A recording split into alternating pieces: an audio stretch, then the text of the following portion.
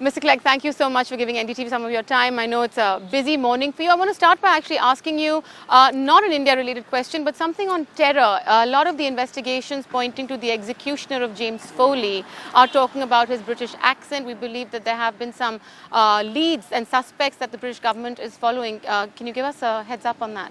Well, I'm not in a position to make a formal announcement, but of course we're looking very, very closely at the evidence available to us about the identity of the individual on that harrowing and horrific video.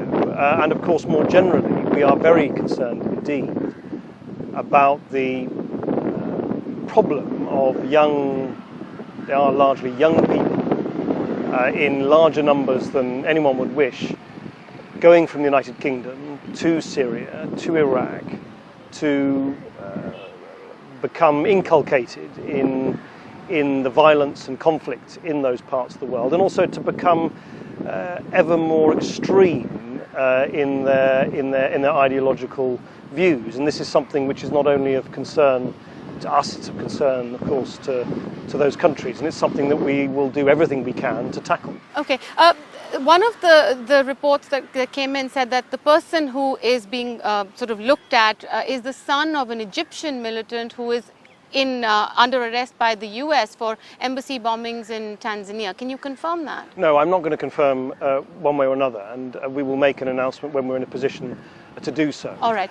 But I think, I don't want anyone to be in any doubt that we are, of course, looking at all the evidence that we have available to us, and doing so very thoroughly and with a great deal of focus and attention.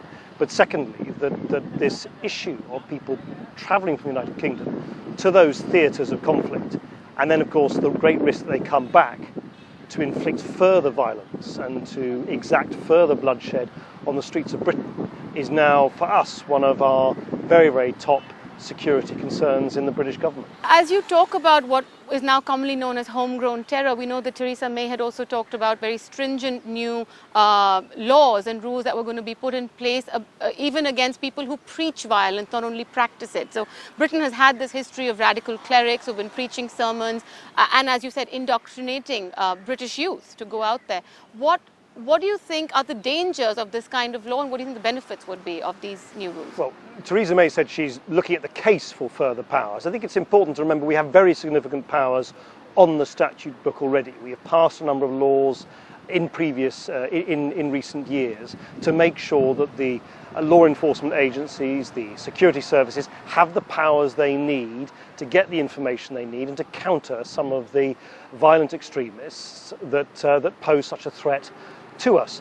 I think it's also, though, at the same time, incredibly important to remember that the greatest antidote to extremism within British Muslim communities is within the British Muslim communities themselves. Right. And that we must work, and we must work tirelessly, hand in glove, with mainstream British Muslim communities and leaders who themselves understand better than anybody else that what is being done in the name of Islam is a total and utter aberration of Islam. And that is why I think it's very, very important that, yes, let's look at all the powers that may or may not be needed.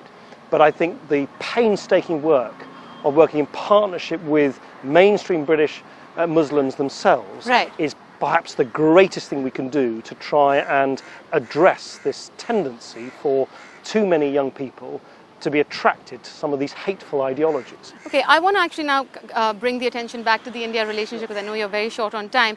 The issue of visas, especially for students, has been of huge concern. Now, this ties into a couple of things. The migration issue, the debate is very, very polarized, so to speak, in the UK.